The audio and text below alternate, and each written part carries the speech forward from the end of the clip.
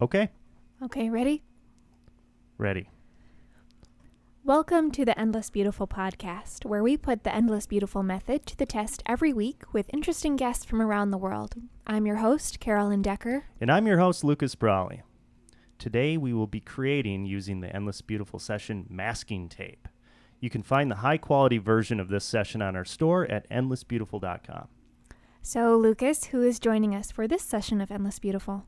For this session of Endless Beautiful, we have Stuart Rice. Stuart Rice is the creator and host of the sketch comedy podcast show. He also runs Marathon Productions, a podcast production company. Welcome to the show, Stuart. Oh, thank you for inviting me. I really look forward to this. Our pleasure. Thanks for joining us. So, can you tell us about the sketch comedy podcast show? Yeah, sketch comedy podcast show has actually been around for about almost 5 years. And I like the genesis of the show, so if you don't mind, I'm going to enjoy and indulge myself and please tell you a little bit about the how it came about. Because one of the things about podcasting is the main ingredient on a successful podcast is actually doing it. That's such a good point. Yeah, and you guys know this too. So for about 6 years, I had listened to podcasts and I had followed podcasts and all of those types of things. I always wanted to make a podcast, but I had no idea what I was going to do it with. And then I ended up dating this woman named Alicia, and the most compatible we were was with our sense of humor. We were very compatible with our sense of humor. Maybe not everything else, but sense of humor. We That's definitely, very honest. Yeah, that's an important one. Oh, we speak pretty plainly about it.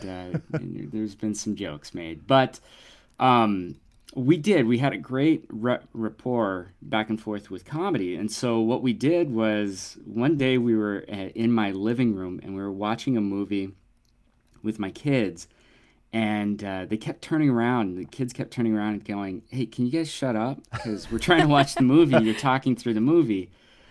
And so, sorry.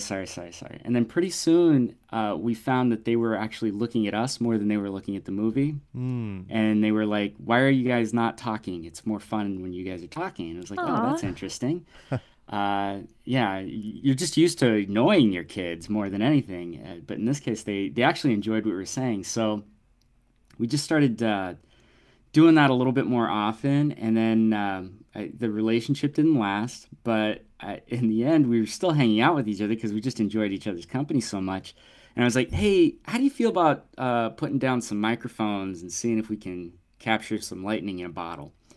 So we spent a week writing sketches, because that's what we had decided. We were really good at making up sketches. So we wrote some sketches out and planned on them and all of that type of thing. And I grabbed 2 high-quality, top-of-the-line rock band microphones. That's awesome. And plugged them into my at the time, 6-year-old MacBook, or iMac, and figured out how to do all of the things in GarageBand to get everything to work, and hit record.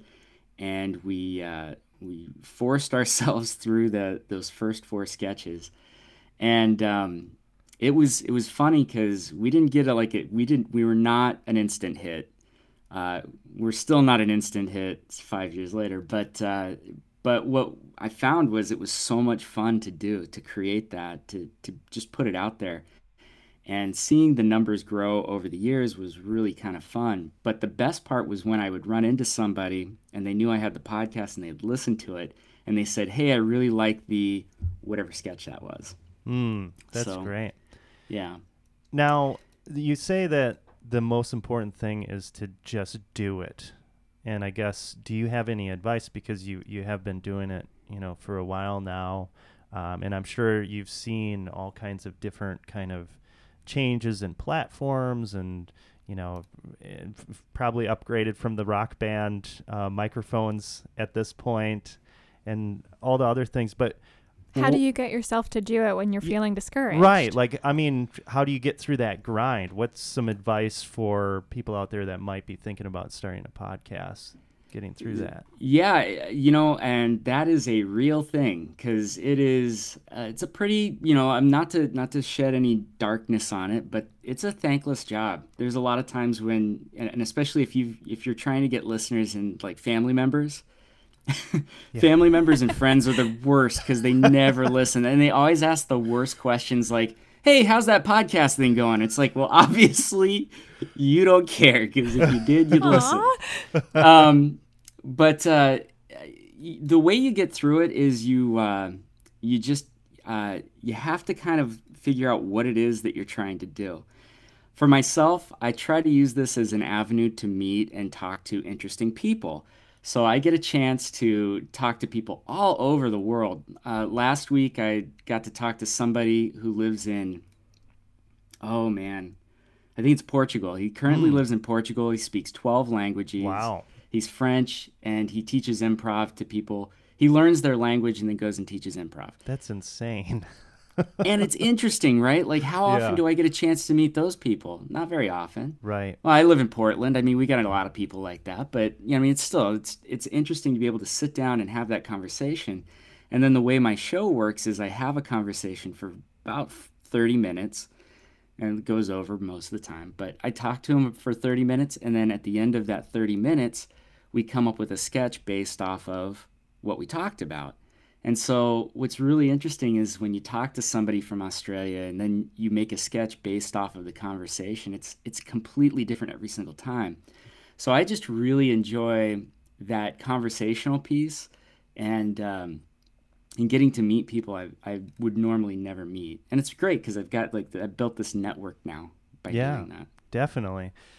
Now, you're doing the sketch comedy stuff, and you even keep like the raw cut in at the end of your show, which I think is interesting, and I think it kind of reveals I mean, that's a choice that you're making as the host and as the person that's editing, the fact that, okay, this is valuable, I'm going to include this. And it's not just your standard kind of interview show. What are your thoughts about kind of podcasting as a platform and you're doing kind of this non-standard type of podcast? What are your feelings about the potential, and maybe even some predictions, what you want to do with the sketch comedy podcast show or other shows could potentially do? It's a good question. So the reason I leave all of that stuff in is because I polish that sketch pretty heavily. So when you listen to the show, you hear the conversation, and then we go right into the produced final sketch, which has been massively edited most of the time. But what I wanted to do is I wanted to let people know that, hey, perfection doesn't exist first shot. Right? This is improvised. So it's not, we don't plan this stuff out. We don't. And so by showing all the raw, in some case showing, listening to all the raw stuff, you get to hear all the flubs, and you get to hear like, oh, they went a completely different direction because they got halfway through that sketch and it didn't work. And so I like that about our medium, is that you can arrange your show, or you can set out content that people can either listen to or not listen to. It's entirely up to them, and they haven't paid for it, so there's no investment, right? Which is good and bad in a lot of cases, because if they've paid for it, they're probably going to listen. But if they haven't paid for it, if they're listening, it means they are really interested in it. Okay. So what I see going forward is I do see a lot of us, the small people, are going to have to up our game a little bit. We can no longer have the 2 to 5 guys sitting around a table talking about pop culture. Right. My dream is that all of those shows go away. I think that it's usually just a bunch of dudes that they had the idea, hey, let's put microphones in front of us and see if something good happens.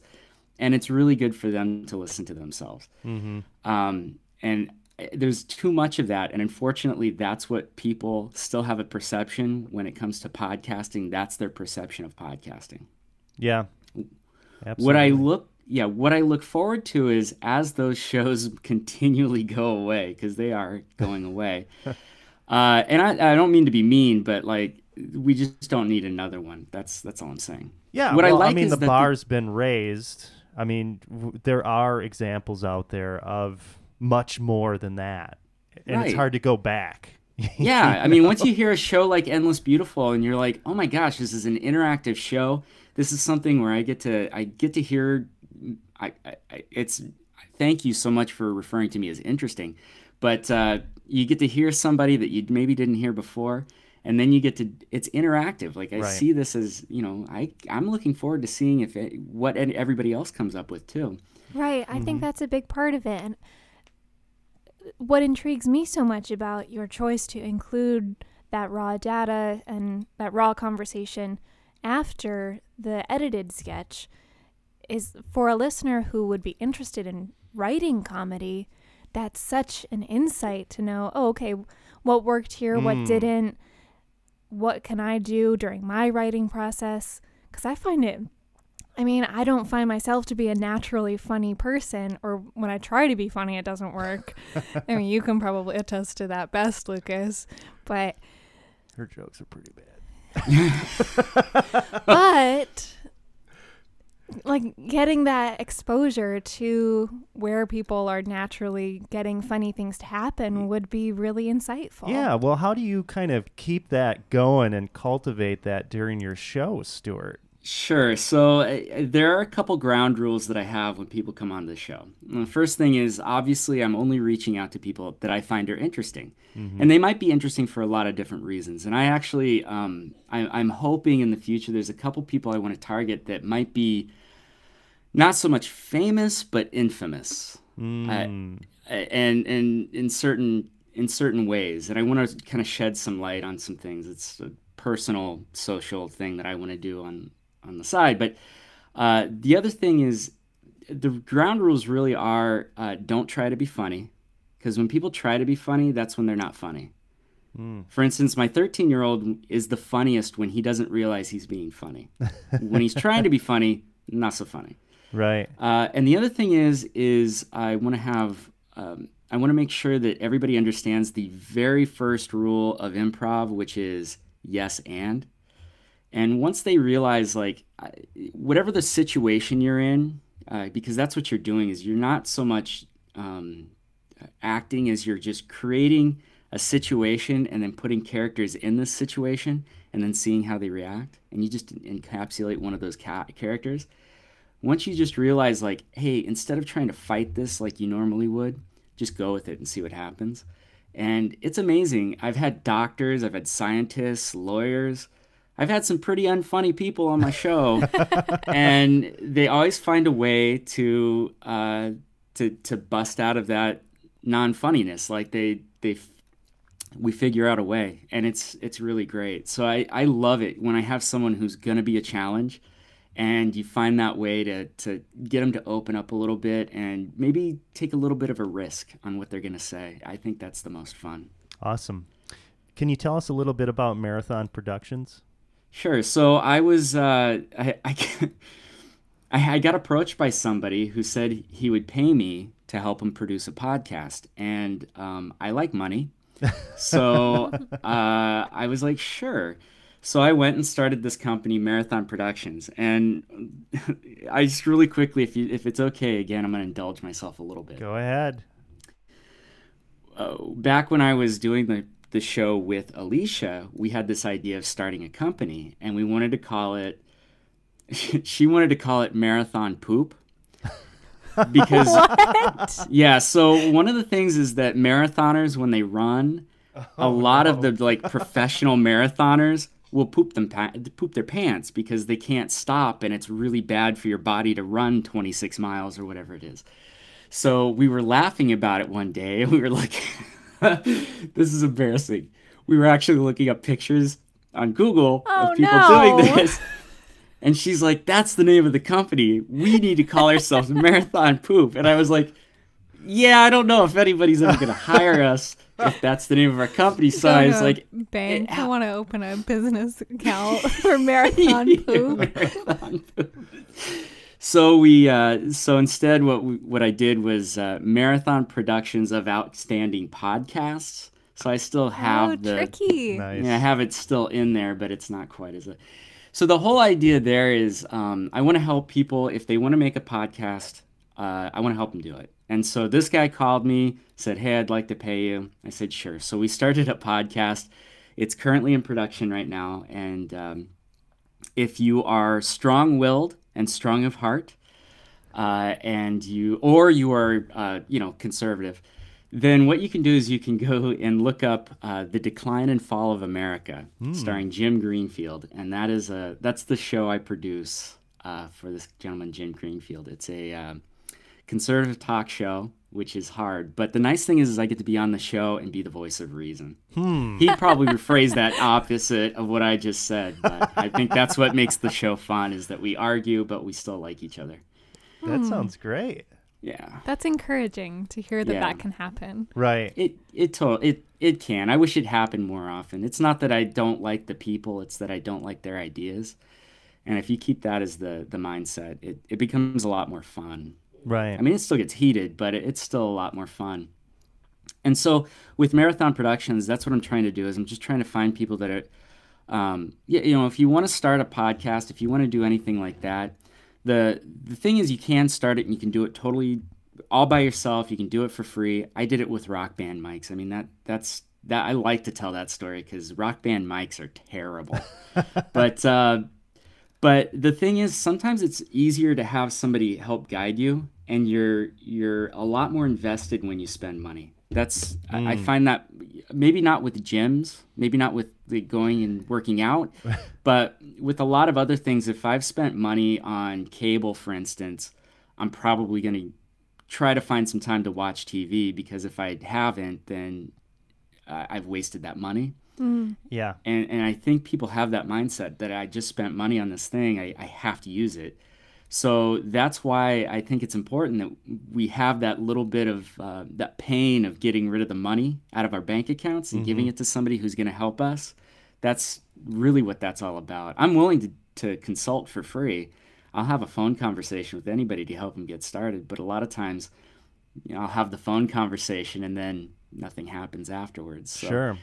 It's really good to have like that coach there that to just kind of help you and motivate you a little bit. So that's really what I'm doing with Marathon Somebody to hold you Productions. accountable. Yeah. Mm-hmm. Yeah. So Yeah. you can actually, focus on creating that content, being around for several years doing this stuff, even from my experience, kind of managing your RSS feed, website issues, microphone issues. Do you need an interface? Do you need a mixer? Do you need both? All of these different things. What platform are you going to use in order to, if you're going to do remote stuff or whatever, and just having somebody in your corner that's been around and done that, you're probably saving money from absolutely. the time that you would be, trying to figure that stuff out. And Stuart can just tell you, well, hey, you probably shouldn't use that. It doesn't work. Or because I've done all of it. Exactly. I've spent so much time wasting time so that you don't have to. That's basically it. Great. Well, Stuart, so where can folks find your stuff before we get into the workshop portion? Right. Well, the first place you could go is sketchcomedypodcastshow.com. That's got links to everything. You can, and from there you can hit Twitter. We're at SketchComPod, and on Facebook, Sketch Comedy Podcast Show. Okay. And then for Marathon Productions, it's really, I just have it up on Facebook right now. I'm not doing a lot of promotion with that, but what I'm doing is just connecting with people but if anybody has any questions, they're welcome to email marathonproductionsllc@gmail.com. Very good. There you have it. Stuart Rice. Great. So should we get started with some creativity? Yes. Let's channel the spirit of discovery and an imagination and get into the session. These are the ground rules. Endless Beautiful is a community creativity project that engages our creative spirit through simultaneously listening and writing. We're going to share with you a series of audio clips that Carolyn and I have recorded. The clips generally range between 2 and 4 minutes in length, adding up to a 15-minute audio session. In a few moments, we're going to listen to that audio and get to work, using the sounds as creative inspiration, writing while we listen. Afterwards, we will read our pieces back to one another, reflect, and talk about the process and our results. As always, it's important to remember that we're talking about creating in action. We're here to act on our creative impulses, experiment, and like Stuart was saying, just improvise and see what happens. So our goal is to simply open up that flow of imagination and creativity and put it out into the world. Let's take a moment right now to take a deep breath and really notice how we feel in this moment.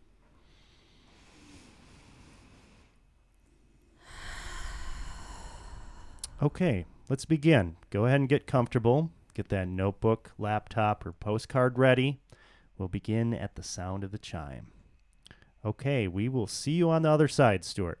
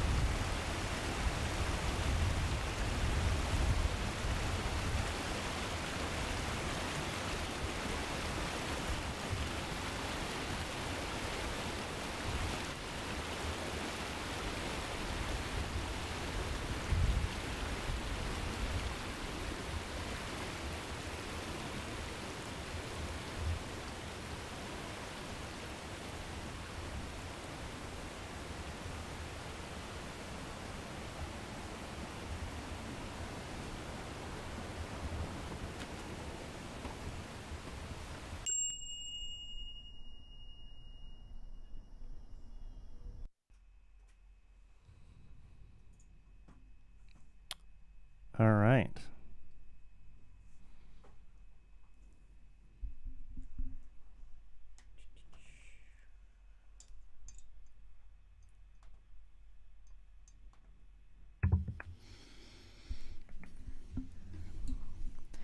Okay. All right.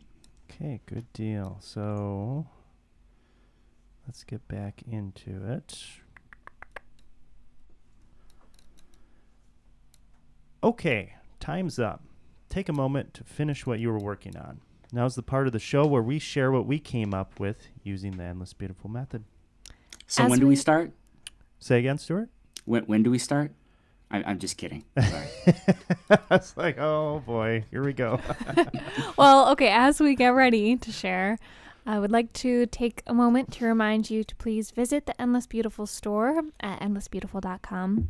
You can purchase the high-quality version of the session you just heard, or any of our EB sessions going all the way back to the beginning.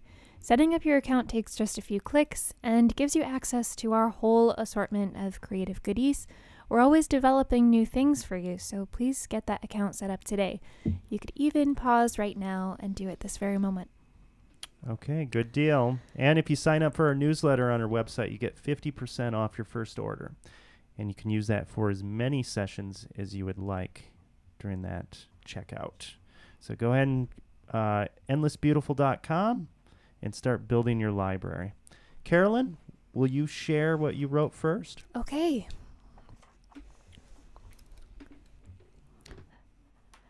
The banner stretches, a flag unfurled to a million women's fury, determination, each step crushing the tar, what would break or hold them back. It's not easy to be angry, easier to roll up into the wheelhouse, not be let down, pretend that what you want isn't important after all. Run, woman, dig in your heels, stand on your toes and don't let me tell you what to do. Pack up the hardtack, we're going out as pirates. Dispelling claim to the 7 seas. That's right, nobody owns you. It's always 7, right? 7 sisters. Pursued as the Pleiades. Bells on your shoes. Tracked. Traced. Let's be bells then. And loud. If anything, we can adapt. Don't crack. It's all symbolic. I'll be 2 solid inches of brass and a tongue of iron. I last centuries. My call is a wave over the air. Quoting other women's words, was it Muriel Rukeyser? Not waving but drowning? Learning other women's words then, asking their forgiveness and their full names, making myself something to drown in. So can you tell me what kind of got you on this path of kind of women's resistance and power and... Yeah, well, I mean, not necessarily the day that you are listening to us, listeners, but the day we're recording this is January 20th, and women are marching all around the country, around the world, for women's rights and power and all those things that we need and deserve. And so, yeah, that's been really at the front of my mind, and being really excited about that movement and all that energy, and I guess that did come through to me in the sound. I mean, we heard that kind of pulling, stretching noise at the beginning, and the image that came to mind was like all these signs and banners that people are holding as they're marching, and yeah, and then I got a little stuck interpreting the sounds as we went on in the session. And yeah, so I was trying to have kind of this conversation with myself and think about, all right, how do you process difficult emotions and decide what you want? And then there was a moment that there was kind of this pounding noise and some background music, and there was a lyric, "Don't Let Me Down." And that kind of helped me reinvigorate what I was trying to say. And then at some point, I think there was like a crunching noise. And that's where I thought of hardtack. Okay. And the whole image of kind of pirates. And I mean, pirates are such a controversial historical thing. I mean, most of the time pirates were pretty evil, but there is kind of that romantic association of like, well, those are tough people who are just doing whatever the hell they want, and that's a really exciting and empowering idea. And yeah, and then that transitioning into the bells kind of led me on the rest of the track. Sure. And I really hope I got that poem right. I really hope it's Muriel Rukeyser, and if I'm wrong, I'll make a correction on the website. Okay. That's a line from a poem, not waving but drowning. Stuart, what did you think? Ooh, that's such a good line, by the way. I mean, I think it's really cool that you use the what's a current event and kind of a pretty powerful one to help shape your poem. I thought that was great. Yeah, there's a lot of power there. Absolutely. Thank Like you. could I mean, feel that's that. something I've not really done in my writing before, is really tie it to current events. But this felt like something I really am connected to and felt like I related to in the sounds we heard as well. I think that definitely came through. Stuart, when you do your show and you're kind of, coming up with this sketch stuff, how do you, because it's it's improv, it's on the fly, and you're incorporating stuff from the conversation, like how do you manage that? How do you decide what you want to go with? What you like, feel is there a pattern to important? what gets pulled out of those conversations and becomes part of the sketch? No, and actually that's one of the compliments I've gotten from a lot of the guests, is that it doesn't feel formulaic at all. And I do not frame it in the way of an interview. It's not really an interview. It's how I would talk to somebody if I was sitting with them and just kind of rapping, basically just talking back and forth. So what happens is, and I'm a big fan of, you forget the things that are forgettable.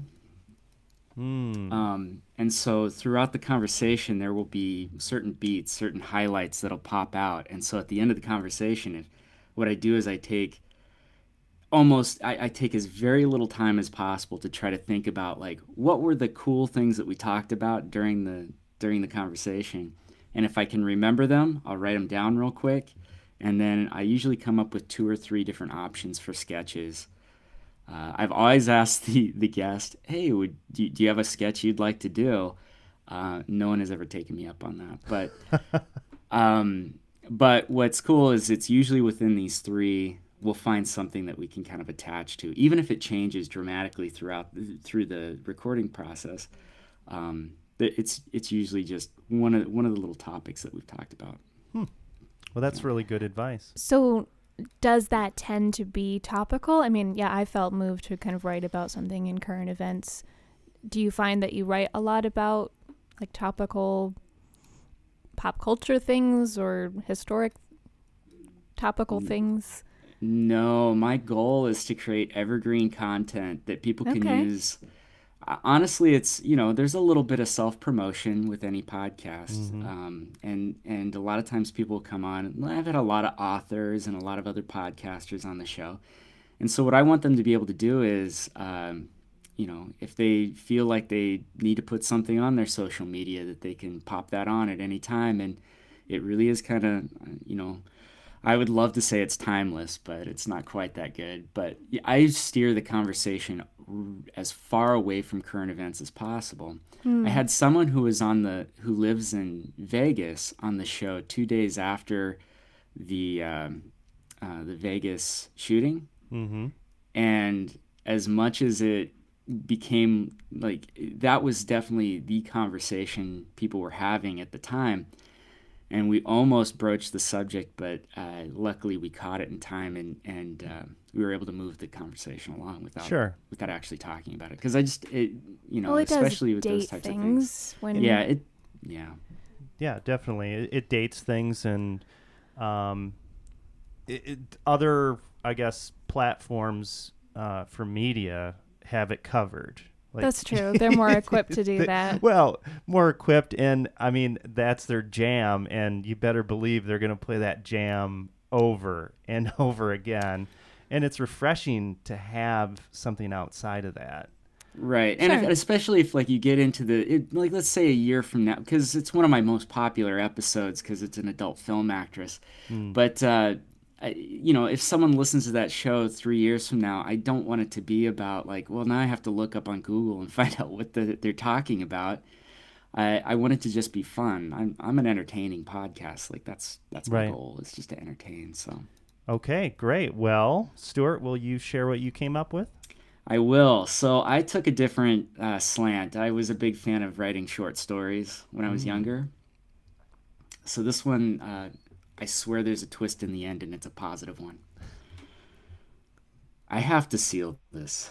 It has to be perfectly sealed. I can't let any line not be perfect. She is counting on me. She is counting on me to make this perfect package with its perfect contents. I know it is not perfect yet. I can see the lines are there, but I can still hear some sound coming from inside the box, the breathing. It will be too hard to mask what is in the box. I have wrapped this package so well that I can't possibly disappoint her. No one else suspects a thing. What is in this box? I hear someone whistling down the street. He has no idea what is in the box. I can feel movement from inside the box. I can feel life. She is going to be so happy and excited to open and see what I have brought her. I want to share what is in the box with everyone walking and driving and standing around me, but this gift is for her, and I do not dare share it with anyone else. I am in the waiting area, waiting for her to finish her workout so that I can go back to her apartment and she can change and open the box and see what I gave her, and we can head to lunch. She works out a great deal. She says it is because I'm in her life. I am very lucky. I don't work out. I feel embarrassed in that there are a million eyes on me, but she basks in the attention and works especially hard here. Instead of working out, I sit and lose myself in the thoughts of the perfect lines in this box and chew on these hard candies. I love to move them from one side of my mouth to the other and flip them with my tongue, letting the sweetness dissolve into my throat. This sweetness, which is only second to my love. I think she is done working out. The train ride to her apartment is painfully long, and I can feel the weight of the box, and I am worried that perhaps it has been too long, that the surprise might be too great. More people get onto the train, and I wonder if they can see my dread, feel my fear. The walk from the train to her apartment is long, and there must be about 1 million Salvation Army Santa Clauses along the way. When one bell fades, another is immediately there to fill the void. The snow makes my feet cold, and the box is becoming heavier and heavier. She still hasn't noticed I'm behind her. This is going to be a great surprise. I can hear her drying her hair. She is almost ready. I found the spare key she hides underneath her doorstep. She will be so surprised to see me. My goodness, her hair is really wet. I am sure she is making it especially beautiful because I am here and she is getting a gift. The package still looks beautiful, and I can feel a stirring inside.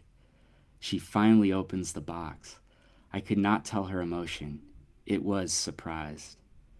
Outside, we were watching the rain fall and letting the water hit our faces as we look out our back patio. There is nothing better than seeing the innocence of life enjoying freedom. When she opened the box and that puppy licked her face for the first time, my wife was ecstatic. That was nice. Yeah. I was You dying were- with anticipation Right, to know what was in the Yeah. box. Yeah, I wanted to make it as creepy as possible and then change it at the end. Yeah. Well, because you had that hint at the beginning that there was something alive in the box, and I didn't know what the conditions were. Like, is this a sealed box? Is this thing inside okay? Is it alive after all? There was I had a lot of questions, Yeah. and there's so yeah, many details. Yeah. So you were able to kind of hook into a lot of the different sounds as you were moving along with this, Stuart. Can you kind of talk about how you navigated that as you're crafting the story? Because it had this great pull to it, this great narrative pull through the entire thing. Oh, thanks. So when I heard that we were doing masking tape, I was like, what's the weirdest thing you can do with masking tape? And I wasn't sure if we were going to listen to 15 minutes of masking tape or not. I wasn't quite sure what we were going to do. So So I just kind of started with like, well, what would you use masking tape for? It's for a package. Mm. And then I like doing the twist at the end and all of that type of stuff. So I was like, how do I set this up to make it sound? Really, my goal was to sound as creepy as possible. Then at the end to make it a puppy. So what I did was every time there was a change in the soundscape, that's when a different part of the story came up. And the hardest one was the snow walking with the Santa Clauses. Oh, I love that scene. Yeah, though. at first I was like, what? Where the heck did that come from? And then Yeah, I it's like, know. oh, the bells. I was Yeah, the just bells. imagining like streets lined with Santa Clauses with their bells. Yeah. Perfectly in sync. They're all perfectly in sync with their bell. Anyway, so that's what I did. Was every time there was a different scene, I was like, what would this guy be doing with the box? Well, he's holding the box. That's obvious. And what's he thinking about? Anyway, so that was kind of that. That was great. Yeah, it was fun because Thanks. I feel like the expectation is that a story will set you up for like a good feeling and then surprise you with a creepy twist. Like I feel like that's kind of the standard model, and I Yeah. appreciated that reverse. Yeah, that was good. Thanks. Well, Lucas, would you also share what you've come up with? Sure. Got maybe just a little scene here. The jump ship came down with a long whine that stretched across the tops of the trees and the one-story flats lining the orange, dusty town. It had been a long time since they'd seen a jump come in, probably 20 years. There was no reason to come out to far-reaching mining towns anymore. The resistance had given up, causing trouble this far out, and the feds had enough biometric scanners dotting every corner of every establishment and home that it didn't make sense to try and hide in such a far-out place. There was just as much of a chance of getting caught out here as it was in the big metropolis. The drop hissed as the back hatch opened, and a dozen feds came streaming out. Caleb picked up his canteen, sitting next to him, and took a swig of irradiated water. He was on lunch, and the day was slow, until now. The feds were all wearing their black and gray armor, nice tight assault rifles, masks covering their faces. A nondescript one, just like all the rest, approached Caleb where he was sitting in front of his shop. They took their mask off. It was a woman with a hard face. She stared down at Caleb in his rickety chair. Looked like she wanted to kick him in the chest. Caleb stopped giving a damn out in the desert wastes a long time ago. "We're looking for someone," said the woman. "Probably a lieutenant. Caleb would know. He had been one a while ago." Caleb took another drink. "Haven't seen anyone new around here in a while, ma'am. Your scanners tell you something?" "Scanners haven't reported anything, but we received a message telling us to come looking anyway. Anonymous." "Well, they called themselves Bellingham on the script. You know anybody that goes by that name?" "Don't think so. Doesn't ring a bell. This Bellingham, that is." The lieutenant's head perked up when she heard the sound of a dirt bike in the distance. "You know who that is?" "Pardon?"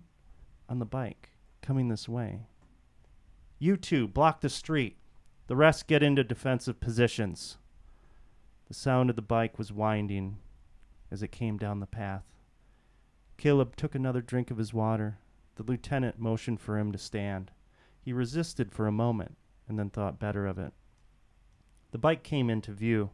A rider with a face mask caked with brown dirt revved the engine. 100 yards past the town. The soldiers held their weapons at the ready.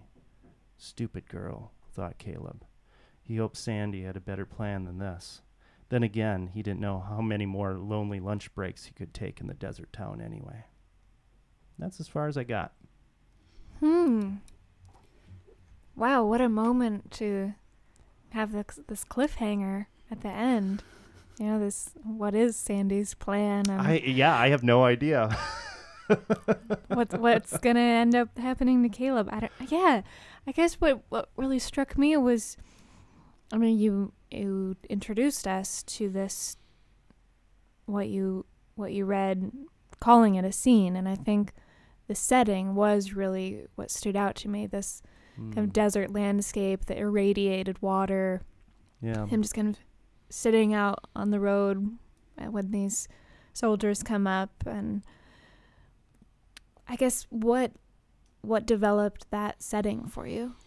Well, that the masking tape in the beginning had this awesome sound that, I mean, if you think of it as masking tape, then it's like, oh yeah, that's, you know, taking it off of the spool or whatever.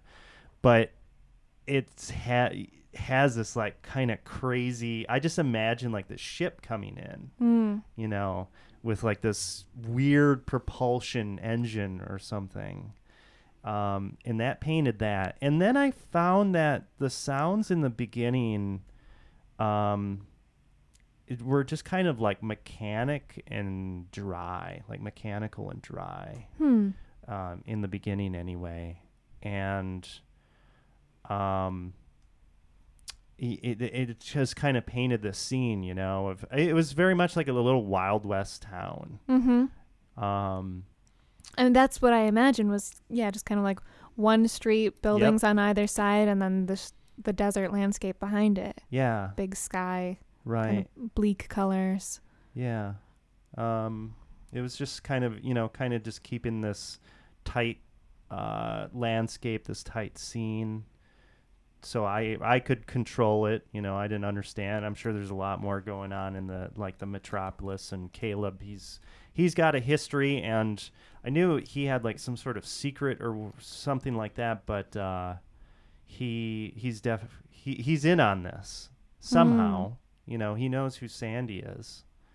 And that sound actually was, I heard a bike early on, and I was going to use it. And then I was like, okay, I'm going to recycle that sound toward the end. Oh, that's a really interesting choice. Yeah, it just didn't necessarily, it went from being like a little bit of set dressing to kind of the focal point of the story. I mean, now that you've said that, it makes me wonder if Caleb heard it before the policewoman did. I mean, in my mind, he did, because I started writing it down that he heard it. But then I threw it in the back because it made more sense. What was your reaction, Stuart? I definitely, I had a visual in my head as soon as you started talking, because I played a lot of the Fallout games. Yep. And so the masking tape could have also been that sound when you build up your obviously, I'm a nerd, and I like Fallout. So is Lucas. Oh, okay. So, I like the idea of sort of like just a normal day happening, and then when that crazy thing happens where the feds roll up and you're like, what just happened? Like, you know, this scene was one thing and then turned into another. Obviously, I like twists a lot, so I'm very curious to find out what's outside the town and what's happening. Can you finish this story, or can someone who's listening finish the story so we can get the... You know, that would be really good if somebody else would be really cool. would finish it. Because you tend not to continue what you write during the sessions. And I could, and I don't know. I'm really interested. We're starting to experiment with like streaming stuff, and one of the things that we're doing on Sundays, that I've done for the past couple Sundays anyway, is I'll go on, and then people will give me ideas while I'm writing, and I'll like little suggestions. They'll for give me names suggestions, and then we'll kind of craft the story together. Yeah. And this might be a good candidate for that. And I'm listening to a session as well as it's going on, because I'm just really, there's something about it with the technologies that we have now.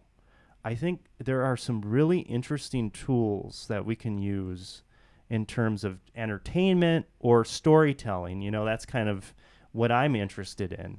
I feel like storytelling has been kind of stifled by just, it's been obscured. The process of writing has been kind of purposely kept in the dark for a long time in order to kind of like boost the value, you know, of the artist. And I'm not discounting the artist, but I think that there's real, if you bring it out into the light and you show that creative process, like what you're doing, Stuart, on your show, there's real power in that, you know, and not everybody has to engage with that. But I think it isn't just for the trash heap. I think there really is power to kind of catch that.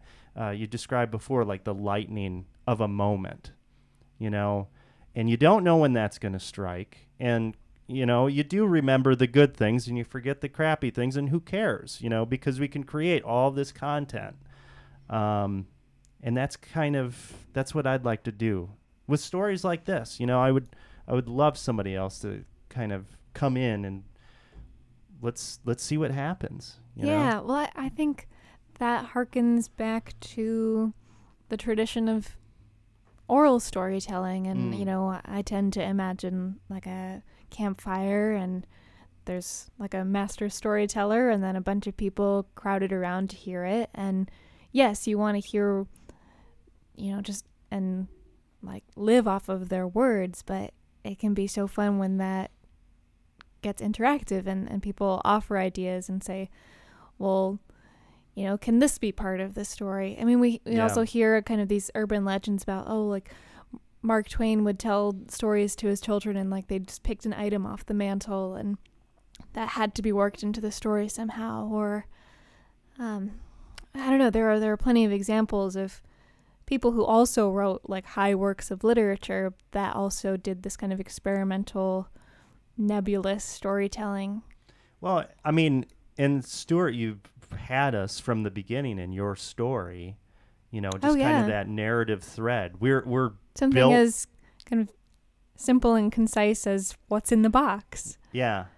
Do you ever, when you're doing your show, Stuart, do you ever kind of, I know you don't have a framework, but are there, you know, like how you had your narrative thread in your story, are there certain threads that, I guess in comedy, I don't know anything about comedy. Like, are there threads in comedy that you have to kind of like navigate? How do you do that? Sure. So I the way we structure, whoever the guest is and the way I structure the show, the sketches themselves, I always want to do what's called a shaggy dog story, which is basically you tell this really long joke for this kind of punchline at the end. And maybe it's not worth the punchline, the entire story, but the entire story builds you to that point at the very end where that thing happens and you go, you know, the groan or the entertainment. It's the journey, not the goal. Yeah, is basically that's what most of my jokes are. Yeah, exactly. That's why it's he doesn't like them. But Great you know, Dad Yukachu. It's my favorite joke. It takes 20 minutes to tell, and it's not very funny. but it's the act of storytelling, and I tend to agree with that. Is that we get away from because. And we have this thing in our culture where we love the wonder kind, right? Like the person who first draft kills it, right? Mm-hmm. Or, you know, the kid who builds the robot that works the very first time. We see that all throughout all of our, or they fall in love and it's their first love and they get married. It's like, no, I want to see all the messy mistakes they've made. I want to hear the first draft of that first draft of scrambled eggs as opposed to yesterday. Like, I am really interested in hearing all of the different iterations and all of those types of things to see how people got to that point, because greatness doesn't often happen first time out. It takes work, and so I think it's important and fun to see that evolution. Definitely. So. Well, should we reveal what the sounds were? Okay. All right. So the first one that we had in our recording was masking tape. Right. So we've kind of, I think we all really touched on that in our pieces. Really cool sound. Just had the recorder and taken really long strips of masking tape as far as Carolyn could stretch out. That was fun. 5'3". Nice. We had cars driving by in Martinique. So this was in the French Caribbean. So that was what you described as that really mechanical and dry noise. Yes, I think that was definitely part of it. Just out on a balcony. I think the next one was kind of a continuation of that. The treadmill at the gym. That was where like the real pounding noise came in for me. Yeah, and Stuart, that was great with like the hard candies in the gym. For whatever reason, that stuck with me. Yeah. Then I think it was the next part of the soundscape because I thought that was a treadmill. Yep, it definitely a treadmill. And then, well, it makes sense because the next one was Bella, our cat, eating kibble.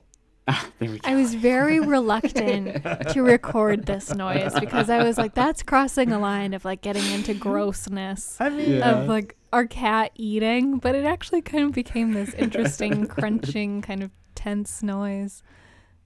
You insisted. It would have been different if it was a dog. I think cats are...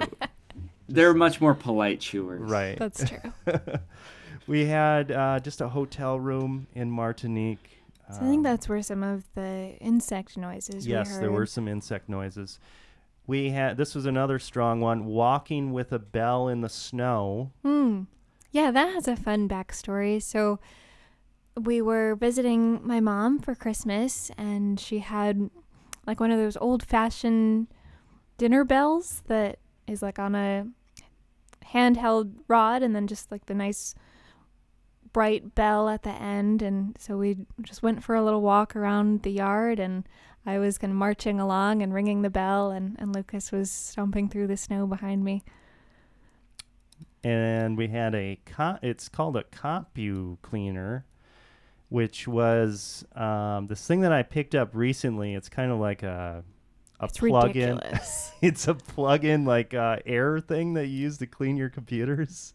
To like blast the dust out at So like strong. 4,000 miles an hour from under the keyboard. And the amount of weird things that come out of your computer when you do that. Right? Ugh, just kidding.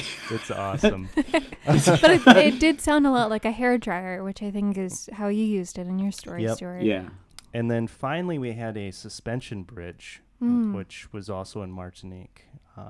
We were crossing a river in... The Rivière Blanche. Yeah. And so there was a hiking trail that we kind of came upon by accident, but decided to have a little adventure going up this hiking path up the mountain, crossing the river. It was like just wide enough for one person to walk on. It was just kind of these metal cables that went off from the bridge and were attached to a couple large trees on either riverbank. And there was a big sign, one of the only things written in both French and English, that said, like, maximum 300 pounds, only one person at a time. Like, and this thing would just sway all around as you're walking forth. It's just like a couple planks and some rope and wire on either side to keep you from falling off. It was really exhilarating. Oh my God, my anxiety just went, exhilarating. One anxiety-inducing's another. Oh. Good on you. Stuart Rice, thank you so much for joining us. Thank you. This was a lot of fun. I really loved it. Oh, for us too. Stuart, can you remind listeners where they can find your stuff? Yeah, go to sketchcomedypodcastshow.com. That's the easiest, fastest way to get to all of the content. There's a lot of content on there, and I'm sure all of your listeners can find at least one of the episodes that might be of interest to them. And we also have our YouTube channel, the YouTube channel that has just all of the sketches. So if you just really like the sketches, that's a place you can go to. Okay, good deal. Awesome. Well, there is some really funny stuff on the Sketch Comedy Podcast Show, so definitely check it out. That's it for Endless Beautiful this week. Remember to go on our website and set up your EB account, sign up for our newsletter to get that discount, and save on the high-quality EB sessions. Thank you for listening, creating, and supporting Endless Beautiful. We're available on endlessbeautiful.com, Apple Podcasts, Stitcher, SoundCloud, Player FM, and your favorite podcast app. I'm Lucas Pralle. I'm Carolyn Decker. And this is Endless Beautiful. All right, that's a wrap.